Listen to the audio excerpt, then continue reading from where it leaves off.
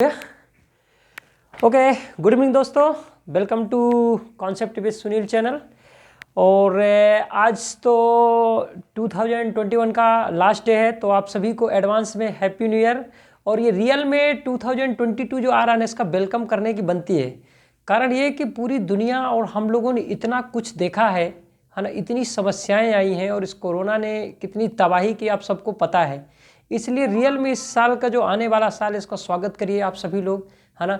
जीवन में कुछ नए संकल्प लीजिए, कुछ मेहनत करिए, ये सोचिए कि जीवन बहुत अमूल्य है, इस पर क्या किया जा सकता है, और अपना कार्य करिए और हमेशा हंसी खुशी में सब लोगों के साथ मिलकर रहिए, है ना। क्योंकि ना तो कुछ लेकर आए हैं और ना ही कुछ लेकर जाना है ना। और जीवन अस्थिर है, इसका कोई भरोसा नहीं कि ये आज है कल नहीं है। तो इसलिए प्रेजेंट में हर पल जीना है ना। और उसी के साथ अपने काम के साथ आपको एंजॉय करना है, ना कि काम का प्रेशर अपने दिमाग में लेना है। ठीक है, तो इस हिसाब से आपको सभी को एडवांस में हैप्पी न्यू ईयर। और आप लोग पढ़िए, और आज हम लोग नया चैप्टर, नई चीज़ स्टार्ट करने वाले हैं, रेडियो एक्टिव, है ना। रेडियो एक्टिव जो तत्व होते हैं, जिससे आप पढ़ते हो ना कि एटम बम वगैरह बनाया जाता है ना। तो वो रेडियो एक्टिव तत्वों से बनाया जाता है। तो उसके बारे में हम लोग जानेंगे कि रेडियो एक्टिव क्या है, या रेडियो धर्मिता क्या है ना। इसके पीछे का क्या कॉन्सेप्ट है, तो इसको आज हम लोग जानेंगे। ठीक है, तो समझते हैं कि रेडियो एक्टिव तत्व क्या होते हैं।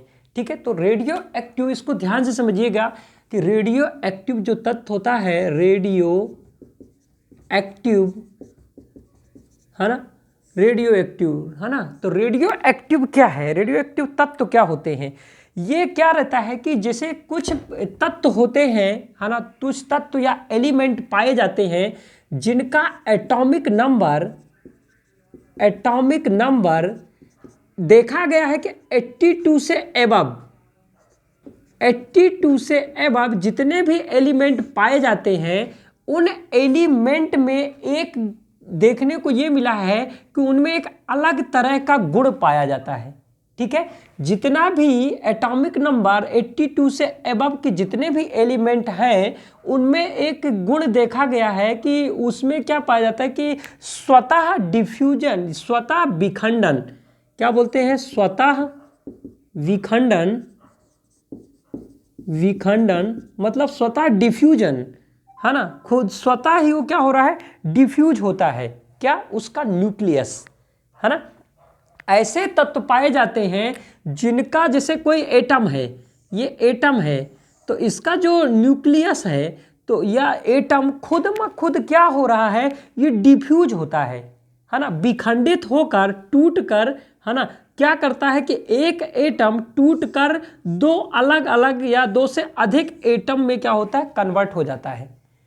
तो ये एक ऐसी चीज़ देखी गई एक्सपेरिमेंट के तहत कि कुछ ऐसे तत्व हैं जिनका एटॉमिक नंबर 82 से अधिक है, तो उनमें क्या हो रहा है कि देखा गया कि वो तत्व जो है, उनका जो न्यूक्लियस है, सेंटर पॉइंट, है ना, तो वो क्या हो रहा है, विखंडित हो रहा है ना। मतलब उसमें फ्यूजन हो रहा है, वो क्या हो रहा है, टूट रहा है, ऑटोमेटिक टूट के क्या हो रहा है, नए दो तत्वों या दो से अधिक तत्वों का निर्माण कर ले रहा है ना। तो ये तो गजब की चीज़ हो रही है।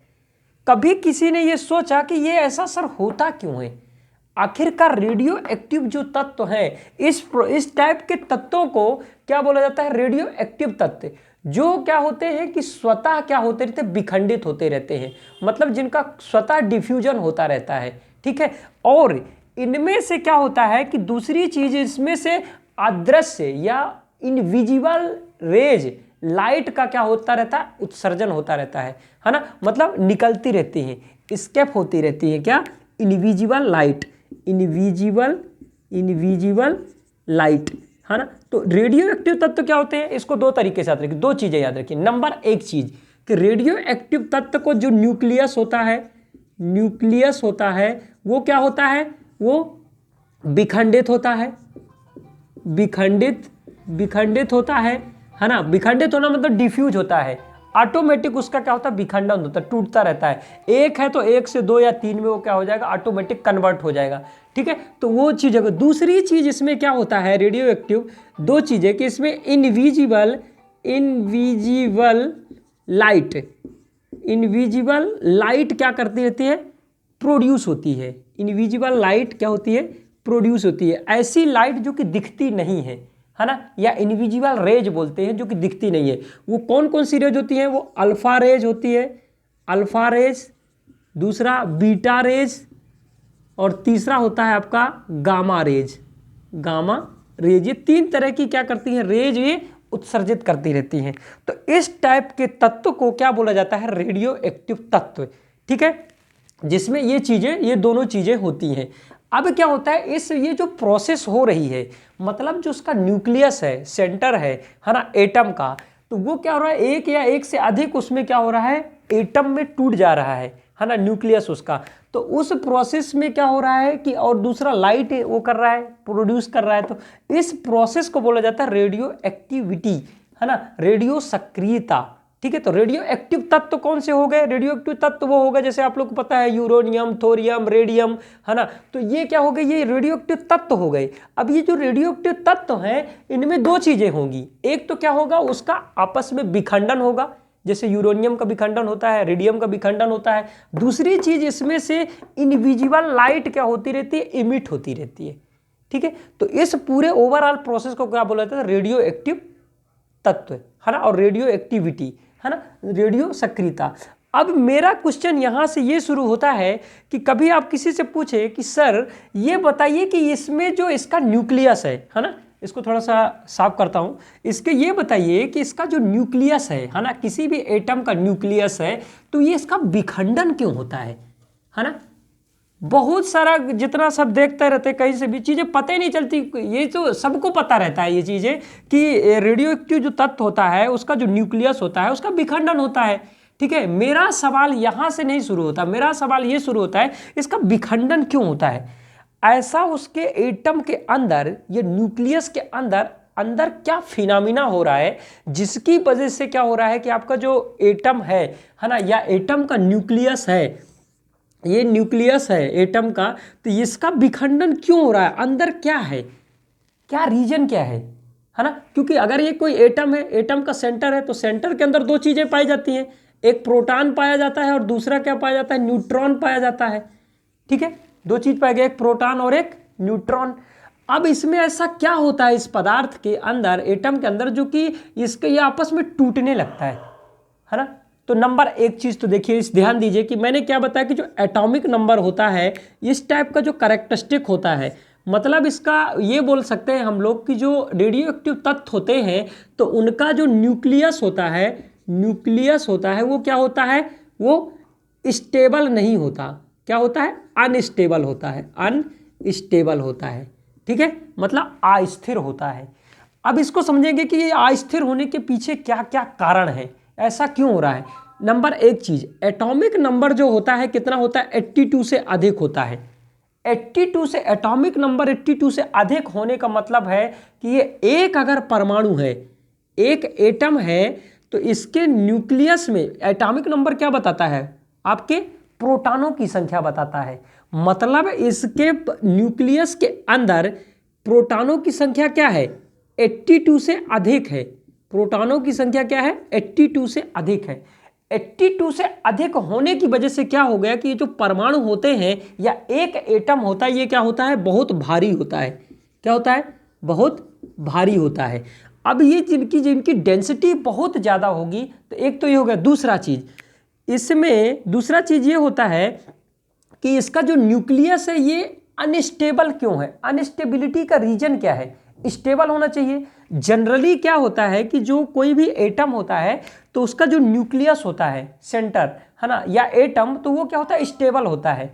स्टेबिलिटी और instability of the nucleus is depend on the relative, क्या बोलते हैं कि रिलेटिव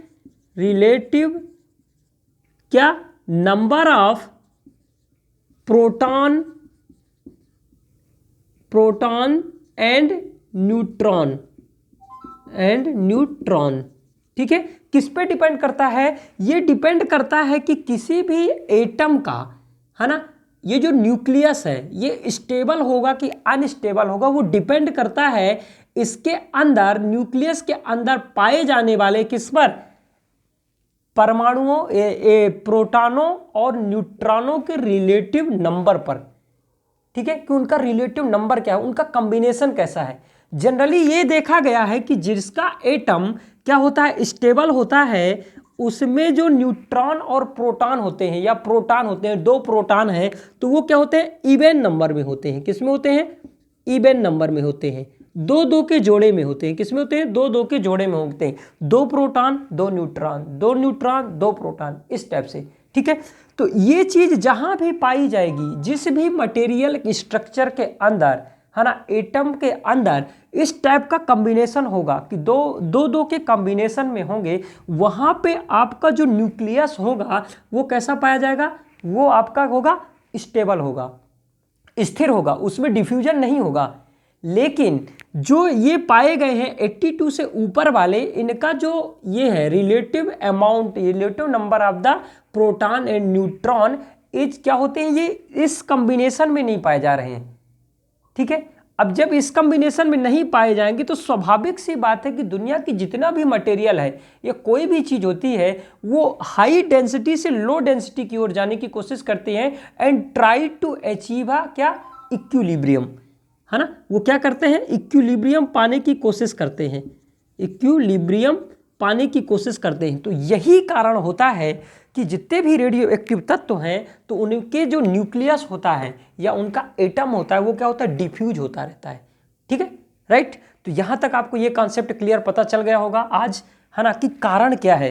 कारण की तो कोई बात ही नहीं करता है, ये सब कोई बात करता है कि रेडियो एक्टिव तत्व ये होता है, इसमें न्यूक्लियस का डिफ्यूजन होता है, इसमें अल्फा रे निकलती है, बीटा रेज निकलती है और गामा रेज निकलती हैं।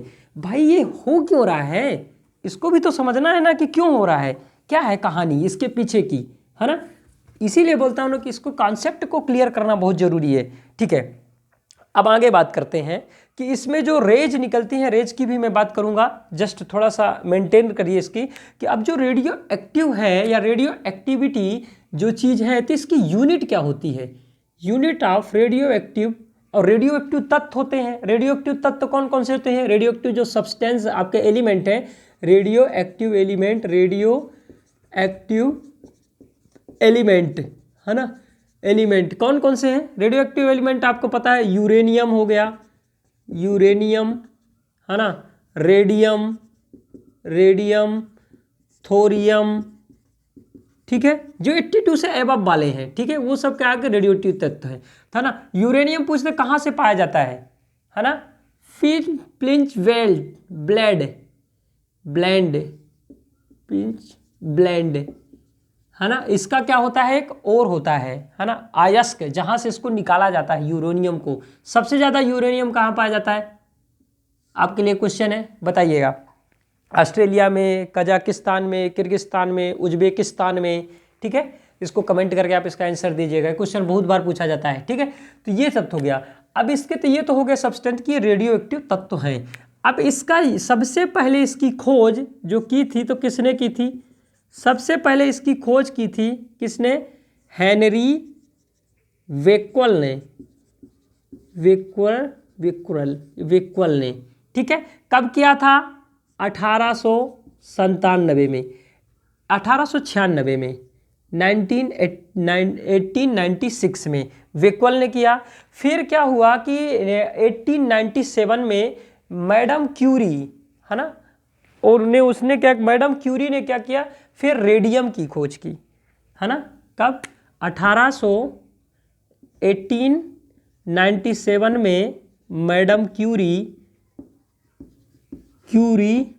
ने किसकी, रेडियम की खोज की, रेडियम की खोज की। ठीक है, रेडियम की खोज मैडम क्यूरी ने की 1897 ने। ठीक है, और अगर इसका बोला जाए कि इसकी यूनिट क्या है, ठीक है, unit of radio activity, radio सक्रियता की क्या यूनिट है, यूनिट ऑफ रेडियो एक्टिव जो एलिमेंट है उसकी क्या यूनिट है। तो इसका क्या यूनिट है आप क्या बताएंगे, ज़्यादातर लोग इसको बताते हैं कि इसकी यूनिट होता है रेडियो एक्टिव की क्यूरी। तो क्यूरी सही ऑप्शन नहीं है। इसकी यूनिट अगर आपसे पूछेगा, मैं ऑप्शन दूंगा कि इसका यूनिट बताइए। Option number 1 curie, option number 2 becquerel, option number 3 Rutherford, option number 4 कुछ और दे दूंगा। तो बोलूंगा कि इसमें से कौन सा सही है। मैक्सिमम लोग करेंगे 90% कि क्यूरी इज राइट आंसर, वो गलत होगा। इसकी 3 यूनिट होती हैं। एक आपका क्यूरी भी इसका यूनिट होता है, एक इसका क्या होता है, क्यूरी भी इसका यूनिट है, क्यूरी है ना। दूसरा आपका इसका वेक्युअल, वेक्युअल, और तीसरा आपका इसका रदरफोर्ड, रदरफोर्ड। ठीक है, ये इसकी 3 यूनिट होती हैं रेडियो एक्टिव की। अब क्या होता है इसमें से कि इसमें कुछ रेज निकलती हैं, है ना। इसमें क्या बोला गया, दूसरा जो टॉपिक बोला है इसमें दिया हुआ कि इसमें कुछ रेज निकलती हैं। रेज कौन कौन सी निकलती हैं उसके बारे में हम लोग पढ़ेंगे। उससे पहले जिसमें जो इसका एमिशन होता है, एमिशन पर सेकंड, ठीक है, तो क्या होता है, एक क्यूरी अगर मैं बोलूं कि किसके बराबर होता है तो क्या बोलेंगे, 1 curie equals to 1 curie equals to किसके बराबर, 3.6 into 10⁻10 emission per second, emission per second. ठीक है, मतलब क्या बोल रहा है कि जो वो जो रेडिएशन निकल रही है, रेज निकल रही है, तो 1 क्यूरी इक्वल्स टू कितना, 3.6 इंटू 10⁻10 इमिशन पर सेकंड। ठीक है, रेज का निकलना। ठीक है, इसी तरह उसका सबका क्या रहता है, किसके रिस्पेक्ट में, स्पीड ऑफ लाइट के रिस्पेक्ट में अपन इसको देखते हैं। ठीक है, तो ये क्वेश्चन आपसे पूछ सकता है, इसलिए मैंने इसको बताया है। ठीक, अब फर्दर देखते हैं हम लोग किसमें जो रेज निकलती है, रेज के बारे में जानने की कोशिश करेंगे, है ना, कि कौन कौन सी रेज निकलती हैं। ठीक, तो रेज इसमें 3 तरह की, रदरफोर्ड ने इसमें एक्सपेरिमेंट किया था, इसीलिए इसका रदरफोर्ड जिसमें से निकल रही है, तो इसमें अल्फा रेज, बीटा रेज और गामा रेज। ठीक है, तो तीनों के बारे में जानेंगे कि जो ये है इनका यूज कहाँ कहाँ है। ठीक, तो रेडियो एक्टिव में जब भी बात करते हैं, जैसे एक चीज़ और यहाँ पे कि रेडियो एक्टिव अगर आपका तत्व है, ठीक है, तो इसमें 2 चीज़ें होती हैं। या तो जैसे एक एटम है तो ये क्या होगा, टूट के 2 अलग अलग एटम में जाएगा, बनेगा। ठीक है, इसका विखंडन होगा, जिसको क्या बोलते हैं, फिजन, फिजन। ठीक है, और क्या होता है कि बहुत बार तो इसी से क्या होता है, आपका एटम बम बनाता है, एटम बम बनता है ना, एटम बम बनाया जाता है। इसी से क्या होता है कि आजकल इलेक्ट्रिसिटी का जनरेशन किया जाता है। आप न्यूक्लियर पावर प्लांट पढ़े होंगे, तो इसी प्रोसेस पे होता है। वहाँ पे न्यूट्रॉनों की क्या कहते हैं, बमबारी कराई जाती है ना, जो एक से टकरा के बहुत सारा अलग अलग करता है। ठीक है, ये चीज़ें, और फिर अगर इन्हीं दोनों को मिलाकर, है ना, आपस में एक बन जाए तो वो फ्यूजन, उसमें क्या होता है, उससे हाइड्रोजन बम वगैरह बनता है। ठीक है, तो वो फर्दर अपन फिजिक्स में जब पढ़ेंगे तो ज़्यादा डिटेल में जाएंगे, न्यूक्लियर के बारे में जब हम लोग डिस्कस करेंगे।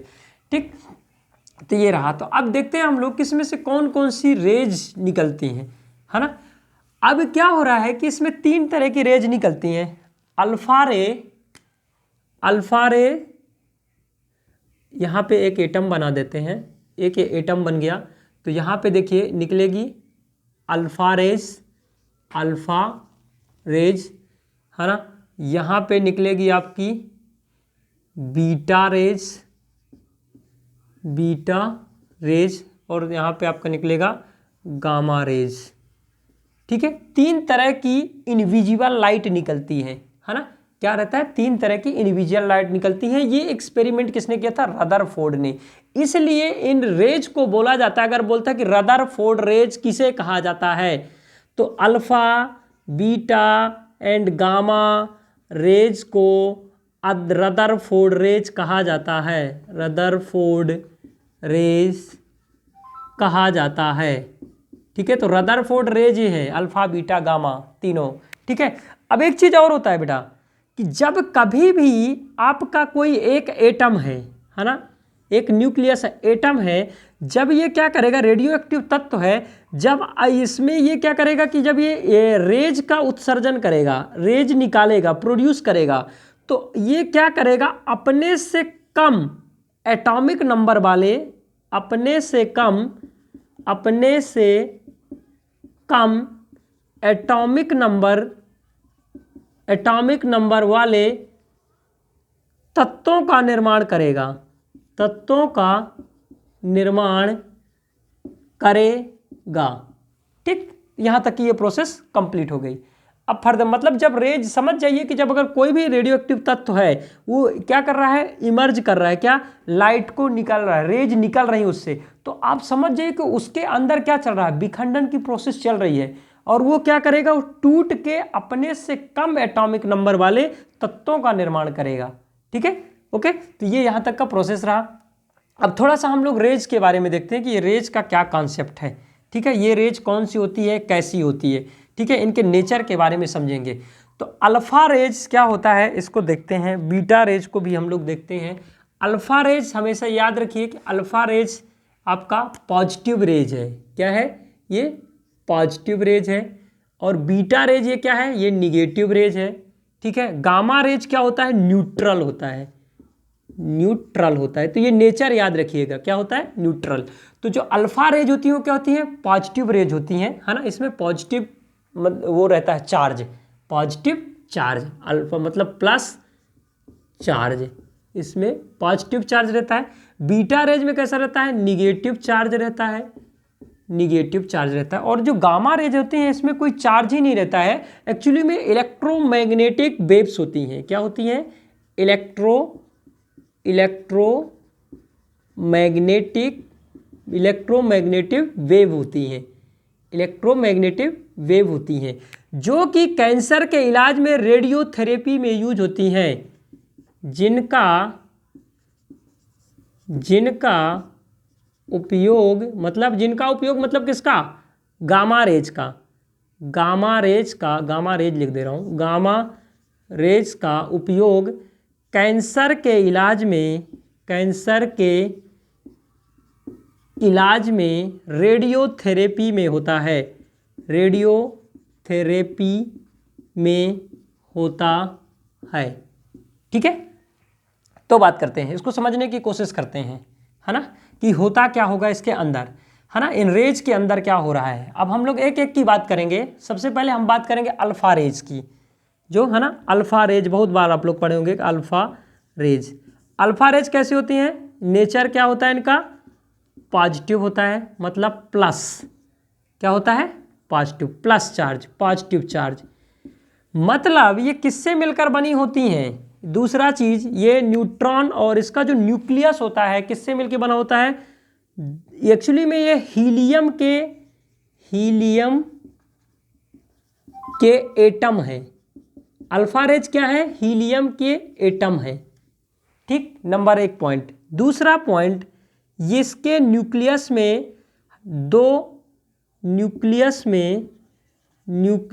में क्या पाया जाता है, प्रोटॉन और न्यूट्रॉन पाया जाता है, प्रोटॉन और न्यूट्रॉन पाया जाता है। ठीक है, ये समझिए यहाँ से। और क्या पाया जाता है सेंटर में, इसके न्यूक्लियस में प्रोटॉन और न्यूट्रॉन। हमें पता है कि प्रोटॉन क्या होता है, पॉजिटिव होता है। जब अल्फा रेज के न्यूक्लियस में क्या पाया जाता है, प्रोटॉन पाया जाता है, तो प्रोटॉन पॉजिटिव होता है। इसीलिए ये जो रेडिएशंस होती हैं, रेज होती हैं, ये कैसी होती हैं, पॉजिटिव रेज होती हैं। पॉजिटिव रेज होने का मतलब क्या होती है कि प्रोटॉन होता है इसके अंदर, बात समझ में आया। अगर जो चीज निगेटिव है मतलब क्या होगा, उसके अंदर न्यूट्रॉन होगा। बीटा रेज क्या है, निगेटिव चार्ज है, मतलब उसके अंदर क्या पाया जाएगा, न्यूट्रॉन पाया जाएगा, इलेक्ट्रॉन पाया जाएगा, क्योंकि इलेक्ट्रॉन निगेटिव होता है। ठीक है, तो this is a basic concept. तीसरा चीज, इसका मास क्या होता है, मास हाई होता है, मास हाई होता है। जब मास हाई है तो इसका काइनेटिक एनर्जी भी क्या रहेगा, हाई रहेगा। ठीक है, नेक्स्ट पॉइंट, इसका जो स्पीड वो होता है, स्पीड ऑफ अल्फा रेज की जो स्पीड होती है ये क्या होती है, कम होती है। स्पीड क्या होती है, कम होती है, स्पीड कम होती है। और पेनिट्रेशन पावर भी क्या होती है, कम होती है। पेनिट्रेशन पावर क्या होती है, कम होती है। ठीक है, तो इतना चीज इससे अपन समझ गए कि अल्फा रेज में क्या क्या होता है। ठीक है, अल्फा रेज क्या होता है, पॉजिटिव रेज है। दूसरी चीज इसका ये हीलियम के एटम है। तीसरी चीज इसके जो न्यूक्लियस में क्या पाया जाता है, प्रोटॉन और न्यूट्रॉन पाए जाते हैं। ठीक है, चौथी चीज इसके मास हाई होता है, काइनेटिक एनर्जी क्या होगी, हाई होगी। और तीसरी चीज का पेनिट्रेशन पावर क्या होता है, कम होता है। ठीक है, और जो स्पीड होता है इसका, स्पीड रेज की, जो अल्फा रेज अगर मान लो कि स्पीड से मूव कर रही है तो उसका स्पीड कितना होता है, speed of alpha rays, speed of alpha rays equals to 1/10 of speed of light, of speed of light, है ना। स्पीड ऑफ लाइट कितना होता है, स्पीड ऑफ लाइट होता है 3 × 10⁸। इस पे बटा 1/10 कर दोगे तो बराबर कितना आ जाएगा, 3 × 10⁷ मीटर पर सेकेंड। पूछ सकता है आपसे ऑब्जेक्टिव में कि अल्फा रेज की स्पीड बताइए कितनी होती है, तो ये इतनी इसकी स्पीड होती है। ठीक है, तो ओवरऑल ये हो गया कि अल्फा रेज क्या है ना। आपका कॉन्सेप्ट क्लियर हो गया होगा कि अल्फा रेज ये है। आज समझ में आया होगा चीज़ें कि अच्छा ये चीज़ है अल्फा रेज। बहुत बढ़िया। अगर चीज़ें समझ में आ रही हैं तो आप चैनल को सब्सक्राइब करिए, लाइक करिए, दोस्तों के साथ शेयर करिए, है ना, ताकि मैक्सिमम से मैक्सिमम लोग पढ़ें। ठीक है, फर्दर चलते हैं, देखते हैं अपन कि बीटा रेज जो होती है वो क्या होती है। बीटा रेज, बीटा रेज में क्या होता है, पहला सबसे ऊपर लिखा है निगेटिव चार्ज। क्या है पहला पॉइंट, निगेटिव चार्ज होता है, निगेटिव चार्ज। निगेटिव चार्ज है मतलब इसका न्यूक्लियस में क्या होगा, न्यूक्लियस में क्या होगा बेटा, आपके इलेक्ट्रॉन ज़्यादा होंगे। क्या होंगे, इलेक्ट्रॉन ज़्यादा होंगे, इसीलिए। और इलेक्ट्रॉन कैसा होता है, निगेटिव चार्ज होता है। ठीक है, तो ये क्या होता है, निगेटिव चार्ज वाला बीटा रेज होती है, वो क्या होते हैं, निगेटिव चार्ज वाली होती हैं। ठीक है, इसका जो क्या होता है मास, इसका मास भी कम होता है। क्या होता है मास, इसका मास भी कम होता है। ठीक है, पेनिट्रेशन पावर और स्पीड ये सब चीज़ें जो कम रहेगी तो वो भी क्या रहेगी, कम ही रहेगी। ठीक है, पेनिट्रेशन पावर, है ना, ये भी सब चीज़ें क्या रहेंगी, अल्फा से कम रहेगी। ठीक, नेक्स्ट अपन देखते हैं कि जो वो होता है आपका गामा रेज के बारे में बात करते हैं, है ना। गामा रेज के बारे में क्या करते हैं, बात करते हैं कि गामा रेज क्या होती है ना। गामा रेज, गामा जो रेज होती है इसमें क्या होता है कि गामा रेज सबसे पहले आप जानिए कि इसमें कोई चार्ज नहीं होता, ना तो ये पॉजिटिव है ना, और ना ही ये क्या है, निगेटिव है। ये क्या होता है, न्यूट्रल होती है, न्यूट्रल होती है, न्यूट्रल होती है ना। बेसिकली ये क्या होता है, इलेक्ट्रोमैग्नेटिव वेव्स होती है। इलेक्ट्रोमैग्नेटिक क्या होती है, वेव्स होती है। इसका स्पीड ऑफ जो वो होती है, स्पीड ऑफ रेज की जो स्पीड होती है that is equal to speed of light. Speed of rays equal to speed of light, speed of light, है ना, के बराबर होती है। तो तीसरा चीज इसका पेनिट्रेशन जो पावर होती है, पेनिट्रेशन पावर वो भी क्या होती है, हाई होती है। पेनिट्रेशन पावर क्या होता है, हाई होता है।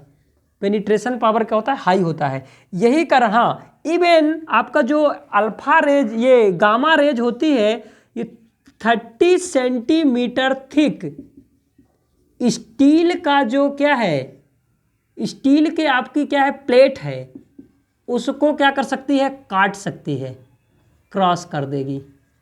ठीक है, क्वेश्चन पूछ सकता है कि सबसे, अगर 3 है अल्फा रेज, बीटा रेज और गामा रेज, तो सबसे ज़्यादा पेनिट्रेशन पावर या सबसे ज़्यादा स्पीड किस रेज की होती है, तो आपको पता होना चाहिए किसकी होती है, आपके गामा रेज की होती है। इसका यूज कहाँ होता है, इसका यूज कैंसर के इलाज में होता है। जब आप कभी हॉस्पिटल में जाएंगे, अच्छे हॉस्पिटल में, कैंसर हॉस्पिटल में, आपको मिलेगा रेडियोथेरेपी लैब।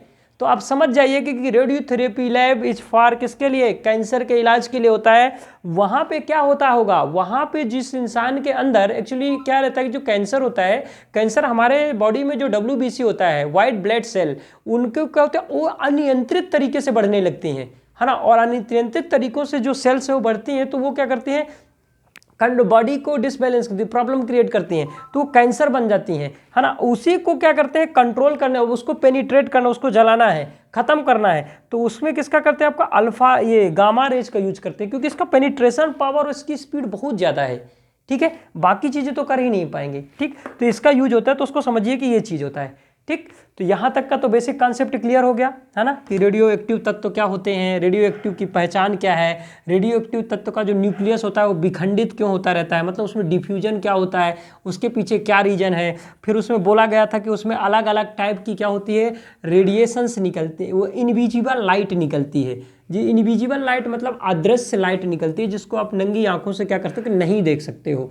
ठीक है, अब जब नहीं देख सकते हो तो वो लाइट कौन कौन सी है, रदरफोर्ड ने एक्सपेरिमेंट किया तो रदरफोर्ड ने बताया कि वो जो रेज निकलती है वो अल्फा रेज हैं, बीटा रेज हैं और गामा रेज हैं।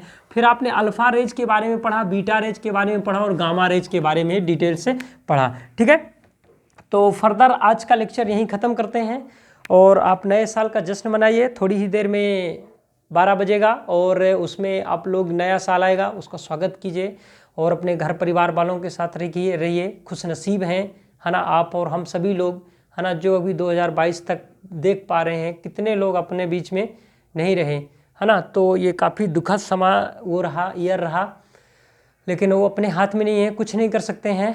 बस जो है तो आप लोग अच्छे से जिए, सबका सपोर्ट करिए और मानवता के नियमों का पालन करिए, है ना। जीवन को अच्छे से जिए। ये देखिए कि हम लोगों के पास क्या है, कुछ नहीं है, हम लोगों के हाथ में कुछ नहीं, कुछ कंट्रोल नहीं कर सकते हैं, है ना। हम लोगों के हाथ में सिर्फ कर्म, तो हम अच्छे कर्म करें, ठीक है, और कुछ अच्छे संकल्प लीजिए। जय हिंद, जय भारत। और इस चैनल को सब्सक्राइब करें, थोड़ा सा मुझे मोटिवेशन मिलेगा। लाइक करें और दोस्तों के साथ शेयर करें। Okay, thank you.